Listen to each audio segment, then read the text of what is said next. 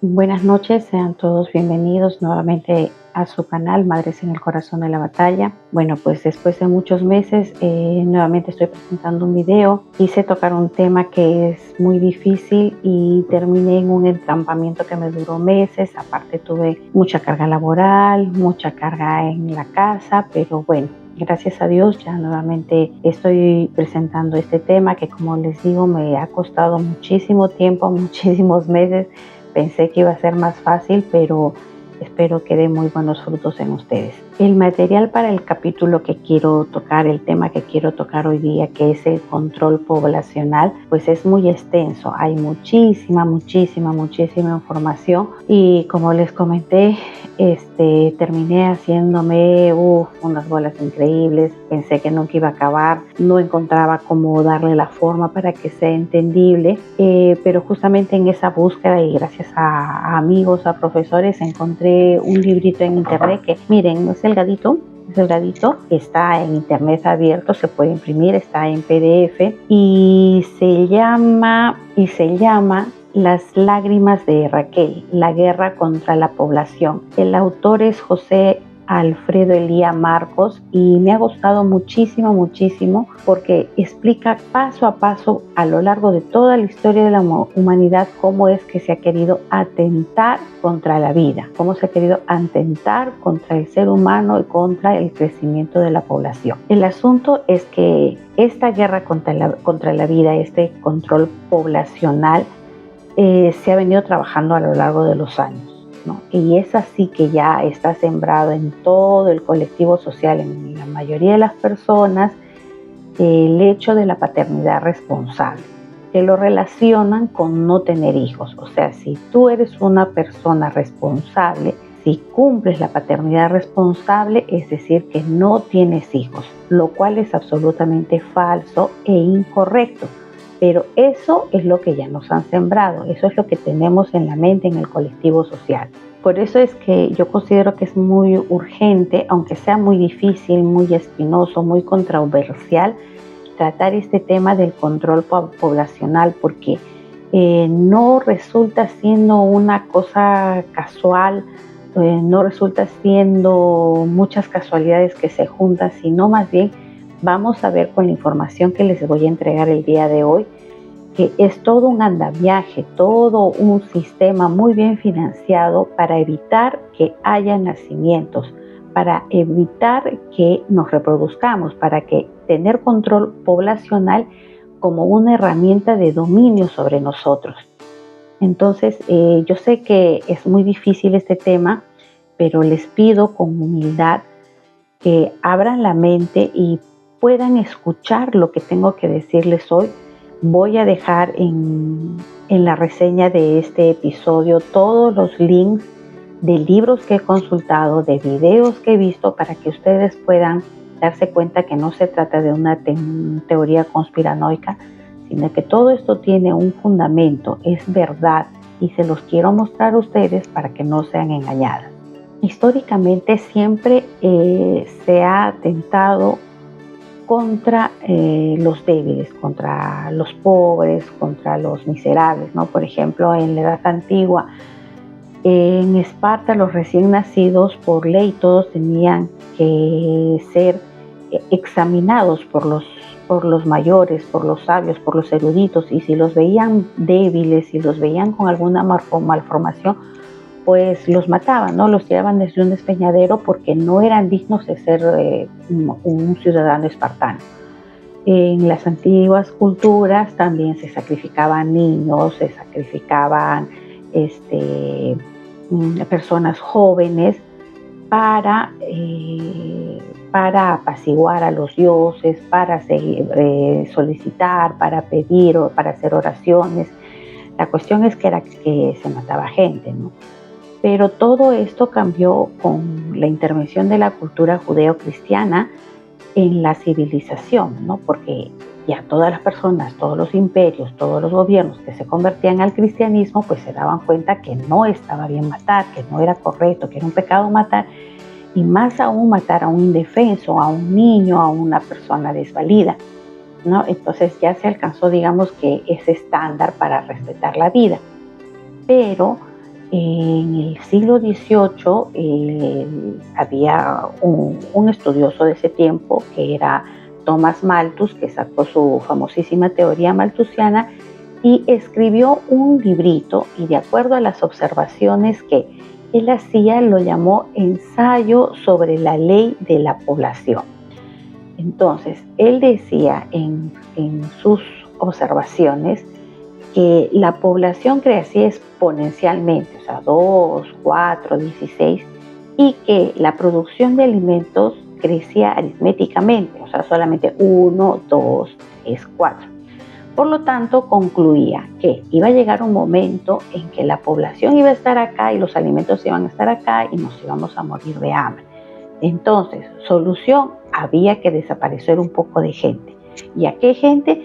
Pues a los pobres, a las personas que servían menos, a eso se tenía que matar, a eso se tenía que reducir. Y es más, ella dejó planteadas las estrategias de cómo era que se tenía que reducir la cantidad de gente pobre. Lo dejó escrito, ¿no? Número 1 era por la reducción de los nacimientos, ya, o sea, de alguna manera controlar que los pobres se reproduzcan. Y número 2, por la facilitación de métodos para aumentar la mortalidad, como por ejemplo pandemias, que supongo que les suena familiar, pandemias, enfermedades, hambre y guerras, ¿no? Entonces, este señor Malthus, ya en el siglo XVIII, dejó estas apreciaciones y, es más, dejó la receta, ¿no? Cómo era que tenía que hacerse para disminuir a los pobres. Los científicos y los gobiernos a partir de ese tiempo, a partir del siglo XVIII, pues dieron acogida a esta ley de Malthus y empezaron a ver la forma de cómo controlar el nacimiento de los pobres, ¿no? Entonces ya empezaron el desarrollo, por ejemplo, de los métodos anticonceptivos y también lo que les mencioné hace un momento, ¿no? Sembrar en el colectivo la paternidad responsable, ¿no? Es decir, que si tú eres una persona responsable, no puedes tener muchísimos hijos.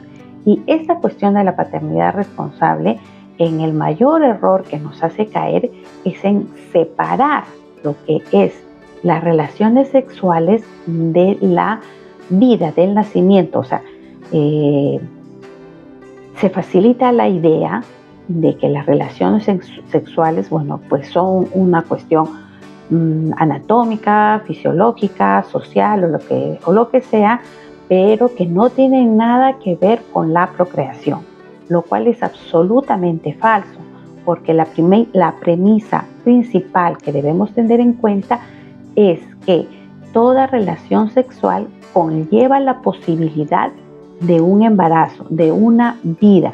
Entonces, cuando tú tienes esa premisa ya en la cabeza, tanto seas soltero o casado, pues ya hay un sentido que viene detrás, que es un sentido de responsabilidad. Y esa sí sería la verdadera responsabilidad, la verdadera paternidad responsable. No simplemente tener relaciones sexuales pero no tener hijos, que es lo que actualmente se cree, lo que actualmente enseñan a los jóvenes y que también nos han enseñado ya desde hace mucho tiempo a nosotros.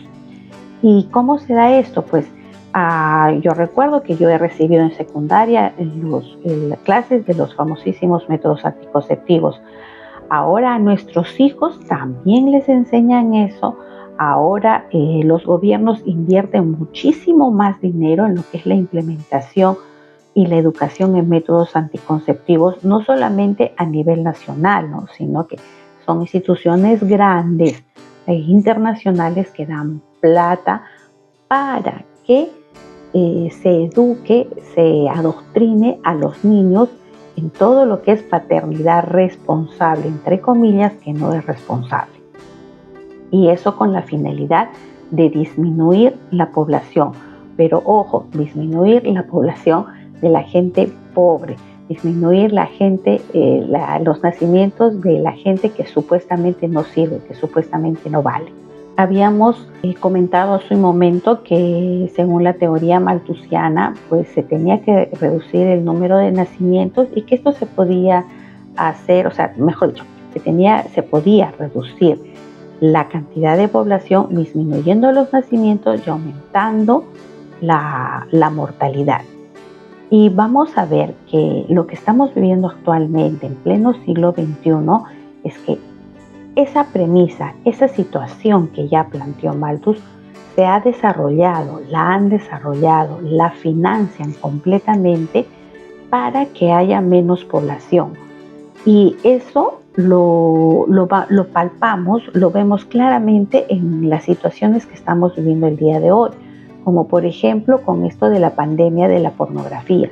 La pornografía ha sido creada intencionalmente, no es solamente una cuestión de poderes económicos y de cosas que están aisladas, sino que la pornografía ha sido creada intencionalmente para minar el valor moral de las personas, para que ya no puedan vivir la sexualidad de manera sana dentro del matrimonio.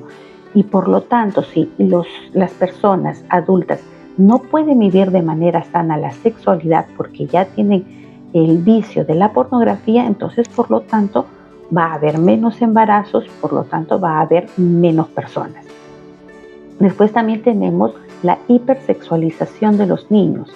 Y eso se da en la ESI, recuerdan, ¿no? Recuerdan, la ESI, la educación sexual integral, la han dado, pero así, a fondo en todos los países. También acá en Perú también se ha estado dando, se está dando. Hay muchas instituciones que gracias a Dios, como por ejemplo padres peruanos que están luchando, que se está viendo la forma para que no contaminen a nuestros hijos, porque la ESI es una forma de romper la inocencia de los niños, hipersexualizarlos para que crezcan con la idea de que el sexo es solamente una cuestión de desahogo de instintos, ¿no? Es algo instintivo, como si fueran animalitos, y quitando la unión que tiene la sexualidad con lo que es el amor, con lo que es la responsabilidad. Y por lo tanto también con la ESI, ¿no? Con la hipersexualización de los niños, se implanta en los niños, se implanta en las personas que el sexo se puede vivir solamente con el fin hedonista, o sea, solamente por placer. Lo importante de la sexualidad es obtener placer, no hay nada más, lo cual es absolutamente falso. También vemos que para el control poblacional, las élites mundiales incentivan lo que es la homosexualidad, lo que es el lesbianismo, porque dos homosexuales, dos lesbianos definitivamente no se van a poder reproducir, ¿no? De dos hombres, de la relación entre dos hombres, de la relación entre dos mujeres no sale nada, no sale nada. Es por eso que favorecen, trabajan tanto en lo que es la ideología de género, en lo que buscan que la homosexualidad sea reconocida, y sabemos que después de la homosexualidad también buscan que sea reconocida la pedofilia. Pero todas estas cuestiones no son aisladas, repito, ¿no? Es todo un sistema muy bien organizado y muy bien financiado. También vemos que para esto del control poblacional han trabajado muchísimo en lo que es el empoderamiento de la mujer, ¿no? Entonces, si la mujer, que pobrecita, que sufre, que está relegada porque los hombres son abusivos, porque no tienen los mismos derechos y por acá y por allá, y que la mujer tiene que empoderarse y por lo tanto tiene que salir de su casa y tiene que estudiar más y tiene que hacer todas las cosas como un hombre, entonces para eso necesita tiempo, entonces que no tenga hijos. Para salir a trabajar las largas jornadas laborales que se viven ahora, entonces no puede tener hijos. Y ahí vemos, por ejemplo, cómo es una moda ahora entre todas las profesionales jóvenes, pues congelar los óvulos. Hay empresas que pagan a sus empleadas, a sus trabajadores, los paquetes para congelar sus óvulos. Es decir, cuando son jóvenes, cuando tienen 20 y tantos años, cuando están en la flor de la vida, cuando es más fácil la procreación, llevar los embarazos, les extraen los óvulos y los congelas para cuando ya tienen 40 años, cuando ya están medias viejas, medias chochas, recién fecundar ese óvulo y recién tener un hijo. Pero, o sea, todo maquinado, todo frívolo, nada dentro de lo natural, ¿no? Por eso es que Es muy importante sembrar en nuestras hijas mujeres el verdadero valor, la importancia que tiene la maternidad en su debido momento, en su debido tiempo.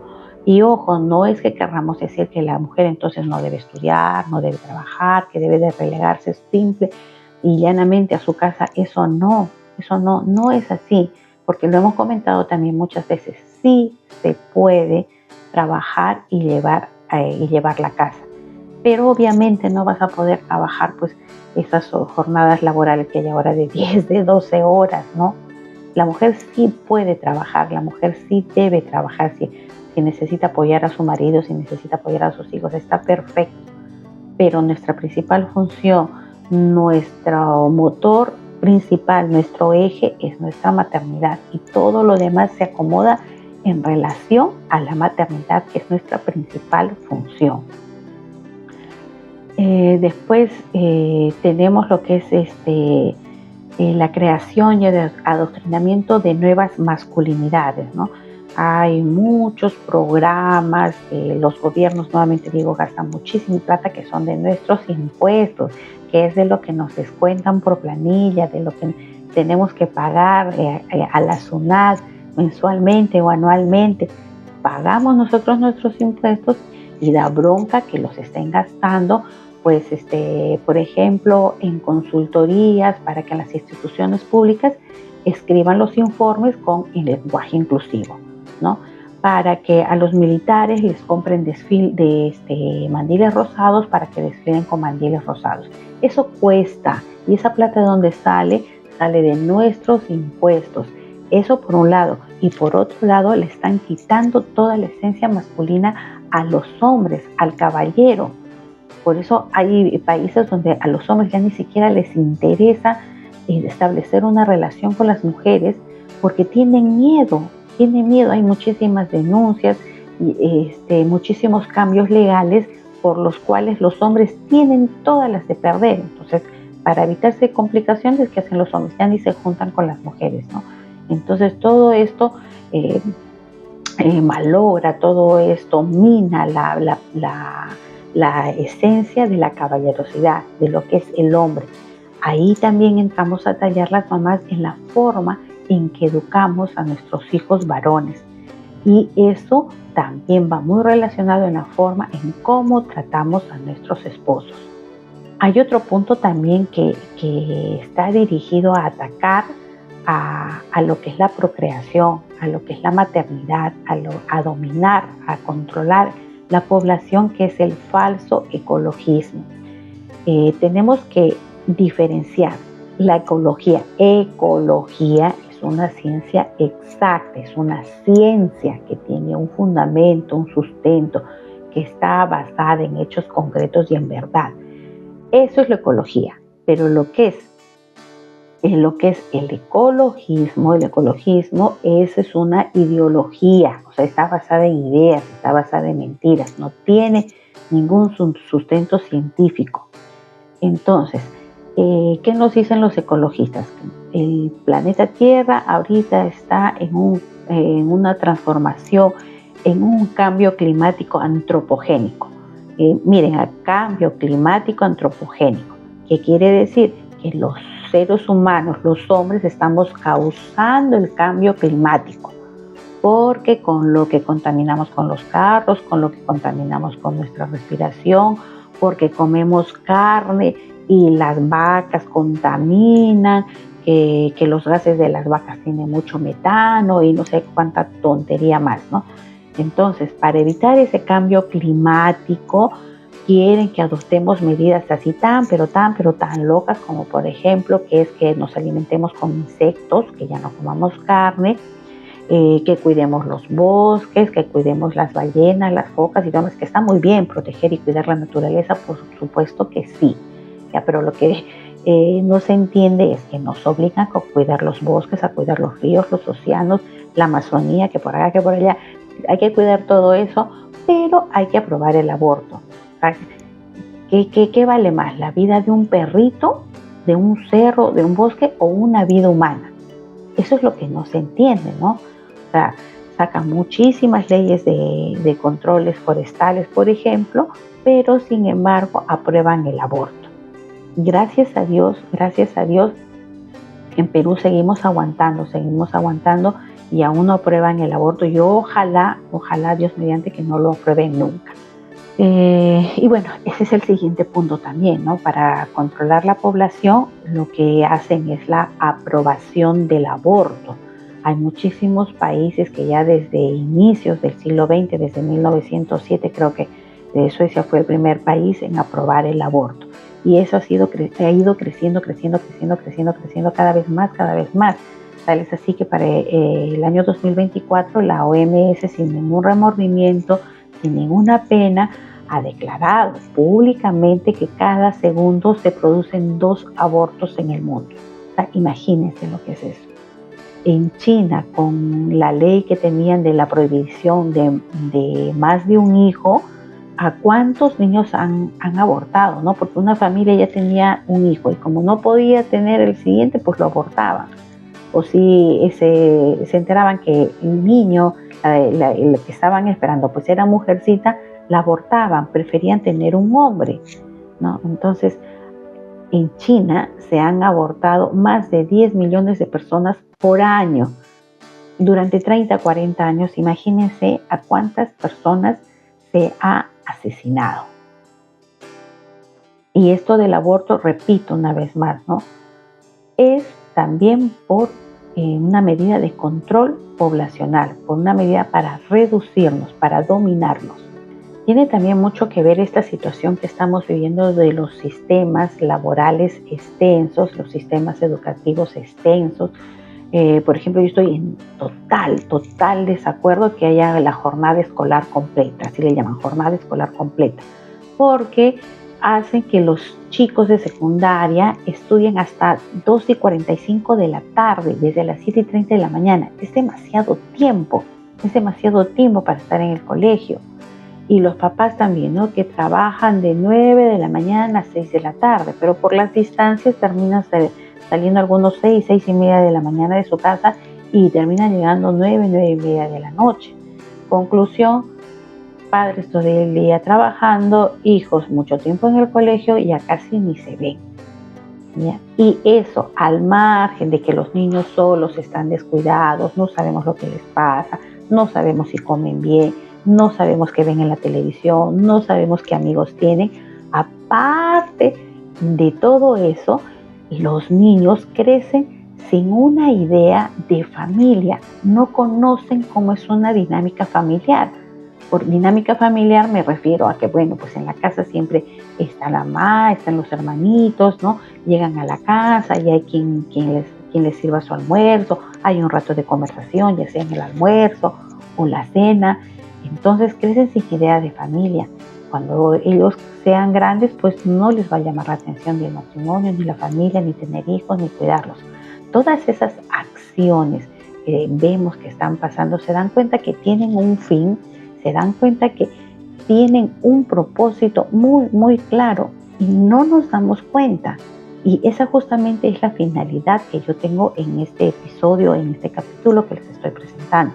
Es que se den cuenta, que abran los ojos y tomen las medidas adecuadas para poder escapar de esto. Y bueno, lo que sí claramente hemos vivido desde los años 60, desde 1960, por ahí son las políticas de planificación familiar, ¿no? Estados Unidos ya abiertamente dijo que tenía que reducirse la población de los países pobres y mediante el famosísimo informe Kissinger estaban ya denominados los 13 países en los cuales se tenía que trabajar el control poblacional. Y lo dijeron abiertamente, públicamente, ¿no? Entonces, si queremos recibir ayuda económica del Fondo Monetario Internacional o de cualquier institución internacional, por ejemplo, para mejorar los sistemas de agua y de desagüe de alguna parte del país, bueno, pues te doy platita, pero si adoptas los sistemas de control poblacional, de sistemas de métodos anticonceptivos. Es así como funciona. Y eso lo han venido trabajando desde los años 60, como les digo, Han habido muchos cambios poco a poco. La ciencia se ha prestado para eso, para crear los métodos anticonceptivos. La verdad, cuando investigas eso, cuando lees, es muy penoso, es doloroso ver cómo han muerto mujeres en Haití, donde se probaron el método anticonceptivo, la primera píldora anticonceptiva. Cuando se presentó, murieron muchas mujeres. Otras no quisieron terminar el estudio, terminaron escapando de los científicos que hacían el control de estos medicamentos, ¿no? Pero aún así la FDA, la Administración de Alimentos y Drogas de Estados Unidos, lo aprobó y hasta el día de hoy se usa, ¿no? Con todos los consiguientes daños a la salud de las mujeres, daños físicos y daños emocionales también, porque no es solamente que el tomar anticonceptivos, por ejemplo, ya se sabe claramente que provocan problemas de coágulos en la sangre de las mujeres, sino también porque emocionalmente la mujer se siente usada, se siente disminuida, ¿no? Cuando usan métodos anticonceptivos, pues el hombre ya no mira igual a la mujer, porque la cosifica, ¿no? Puede usarla en el momento que quiere. En cambio, cuando se usan métodos anticonceptivos naturales y se dice, pues no, pues hoy no se puede, entonces el esposo tiene que respetar, tiene que esperar, tiene que mostrar su amor, su responsabilidad. Ahí sí se trabaja conjuntamente la paternidad responsable, no utilizando los métodos anticonceptivos. Pero bueno, este tema de los métodos anticonceptivos es muy amplio, muy engorroso, muy difícil, ¿no? Entonces, ¿no? Al toque ya empezaron a hacer cumbres mundiales, ¿no? Que Pekín, que el Cairo, para poder controlar a la población. En esto del control poblacional es importante también que veamos el papel que ha cumplido la ONU, ¿no? Porque desde que se dieron ya abiertamente estas medidas de reducción de la población, de la implementación de la ayuda económica a cambio de métodos anticonceptivos, la ONU también políticamente ha hecho muchísimo trabajo con esto de las cumbres mundiales, ¿no? Por ejemplo, en los años 90 hubo una serie de cumbres mundiales sucesivas, año a año, donde se trataba la mujer, ¿no? La mujer, el empoderamiento de la mujer, y ahí es donde salen los derechos sexuales y reproductivos. Como les dije en algún otro episodio, cuando ustedes escuchen derechos sexuales y reproductivos, al toque paren las antenas, ¿no? Porque detrás de esos derechos sexuales y reproductivos lo que hay es el aborto, es ESI, es pedofilia.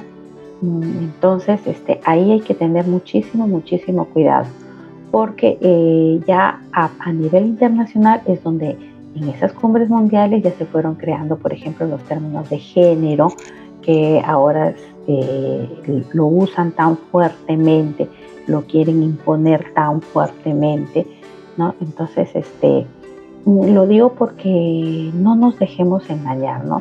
Hay instituciones privadas también acá que reciben toda la ayuda económica de la ONU, de la OMS y también de la USAID, ¿no? Que el Fondo de los Estados Unidos para la ayuda a otros países, que gracias a Dios ahora Trump la ha cortado, y la verdad que a mí me da muchísimo gusto, ¿no? Porque tantas ONGs abortistas que habían ahora están sin plata y me da muchísimo gusto, ¿no? Porque ya no, al menos por un tiempo les va a faltar plata para hacer sus campañas y todo lo malo que hacían. Ese es un muy buen punto. Y bueno, otra cosa que también estamos viviendo es esto del feminismo radical, ¿no? Hay que cuidar muchísimo a nuestras hijas porque no sabemos el grado de contaminación que tienen con las amigas en la universidad, en los medios de comunicación, en las redes sociales y todo lo demás, ¿no?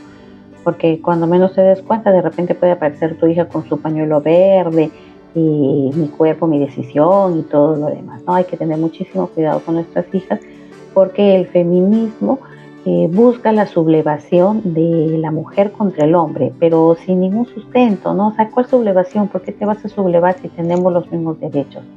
O sea, no, eso no se entiende, ¿no? Y llegan a inducir a medidas tan locas, tan fuera de razón, como por ejemplo a proponer el lesbianismo como una forma de erradicar el dominio del hombre sobre la mujer, ¿no? O sea, dicen, ya no estés con un hombre, tienes que estar con una mujer para que ya no seas dominada. Entonces, tonteras así, ¿no? De ese tipo de tonteras, ¿no? Cuidarnos mucho de lo que es el feminismo y el feminismo radical. Bueno, entonces, redondeando la idea como siempre, ¿no? No se trata de un conjunto de ideas conspiranoicas, sino que se trata de la verdad. Se trata de que te pongas tú a ver que no son muchas medidas aisladas, sino más bien es todo un sistema muy bien armado para controlar la población, para que haya menos nacimientos y utilizar esta forma como un medio de dominación sobre nosotros. Otra cosa que también es muy importante que la sepamos es que esto de la dominación de la población, del control poblacional, no es solamente qué pena, vamos a hacer menos, ¿no? Sino que no hay sociedad que pueda desarrollarse saludablemente, eficientemente, sin población joven, ¿no? O sea, ¿quién mueve la economía? ¿Quién hace producir todos los mercados, todas las industrias? Pues la población económicamente activa. Y todo lo que se genera por este movimiento, por este trabajo de la población económicamente activa, sirve para que los gobiernos sigan funcionando y también para que mediante los sistemas de seguridad social se pueda atender a la población adulta mayor que necesita mayor atención médica, más medicinas, más todo lo que ya sabemos, ¿no es cierto?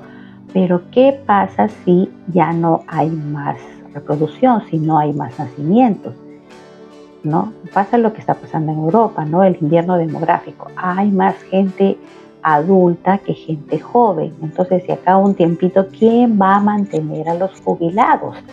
Y por ejemplo, en Francia y en Italia ya han ampliado la edad de jubilación, ¿no? O sea, necesita que la gente siga trabajando porque si no, no se mueve la economía. Entonces, por decir, si la edad para jubilarse era 65 años, ahora les han dicho, no, van a trabajar hasta los 70 años porque necesitamos más gente económicamente activa, ¿no? Y la gente dice, pero yo no quiero trabajar, yo ya estoy cansada.